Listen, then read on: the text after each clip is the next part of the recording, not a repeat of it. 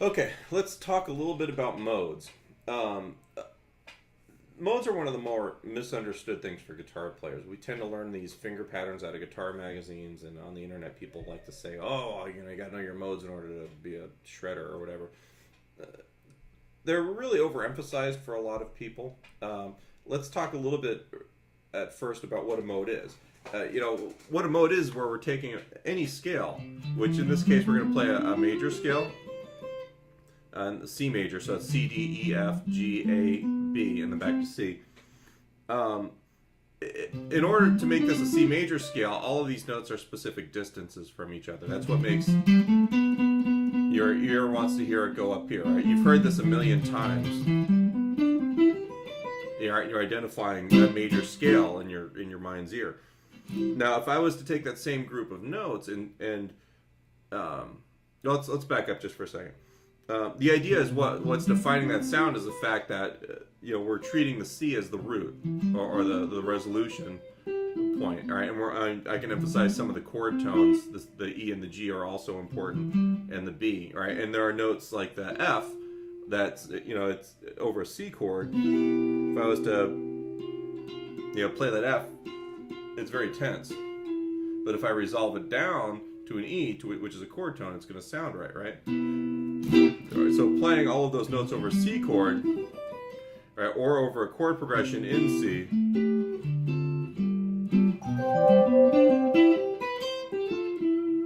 right, it's going to make sense. Now, if I was to take this same chord progression, if I was to take the same scale, play it over a D chord, all right, and I'll give you a little backing track here. This can be a D minor 7. All right, if I play, doesn't really want to resolve. It's not.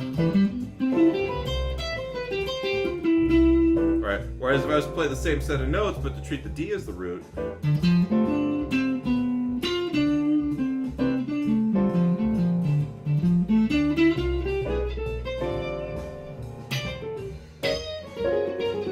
Okay, goes up a deal. Let me shut this off.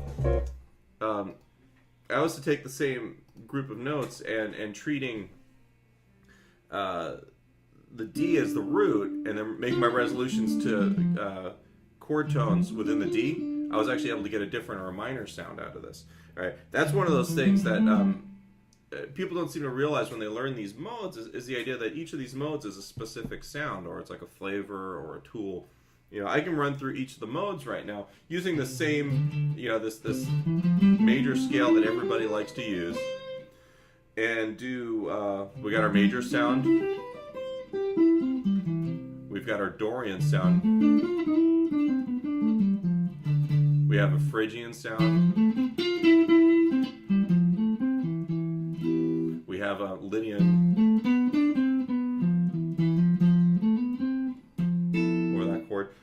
Mixed Lydian sound, which is a dominant.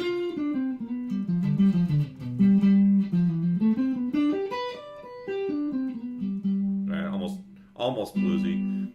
Your minor scale, which happens to be the 6th mode of the major scale. Right, still using all the same notes, just different resolutions. And then your Locrian, which is the half diminished.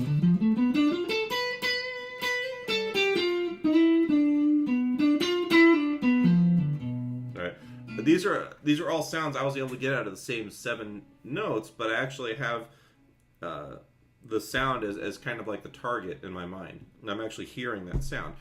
Now, over a chord progression that's changing on a regular basis, what we call functional harmony, where you've got, in the key of C, we go C, A minor, D minor, G. I would play C major over that whole thing. The chords are going by so fast that going, C major, A minor, D major, or D minor,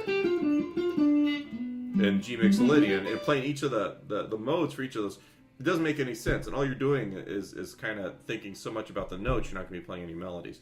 Right? So in a situation like that, knowing your modes is kind of irrelevant. And that's most of what rock music is in terms of lead guitar. You're playing over chords that define a key or an overall harmony, all right? And usually there's going to be some kind of parent scale that you're gonna base your sound out of.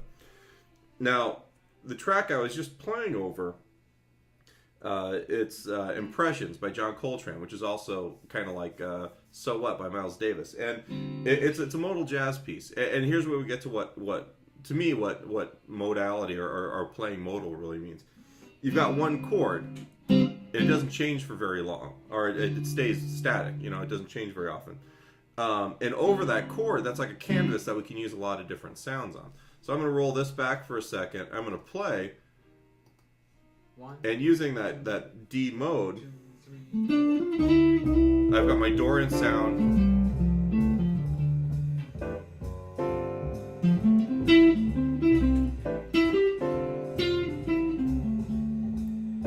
I can play minor pentatonic.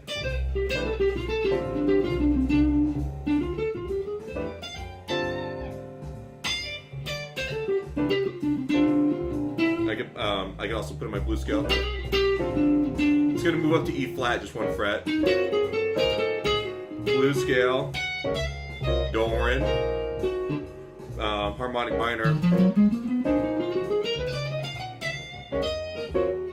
melodic minor, back to D.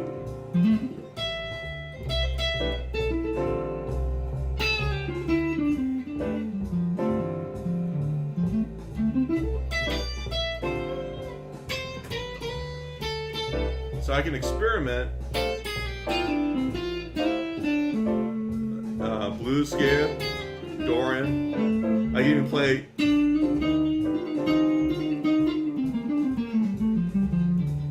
Whatever notes I want to.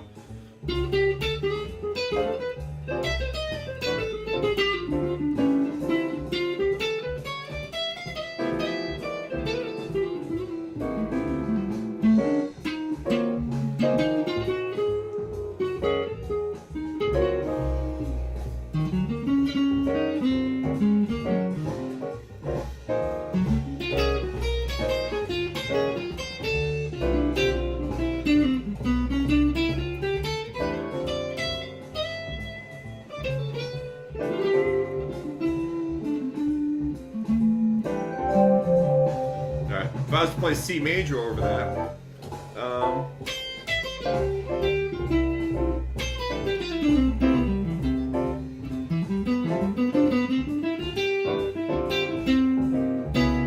it doesn't really seem to resolve.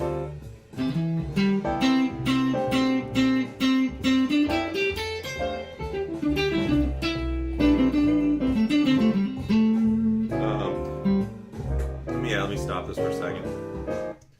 The other fallacy is people say they do the whole, well, it's D Dorian, so you can play the parent scale, the major scale, over the top of it, and you're going to get all the right notes. And if you've got a really good ear and you know what the sound you're going for is, that you may get away with that. For most people, it's going to sound like what I just played, which is a bunch of lines that don't resolve in any way that makes sense to the underlying harmony. The modal thing, and I'm not a jazz player, I'm not a real high-level improviser in that regard, but to me the modal thing is you've got a static chord and you can play any of these modal sounds over it, and you're experimenting, you're trying to see what you're getting over the top of that harmony with these different scales, and you have these big long stretches.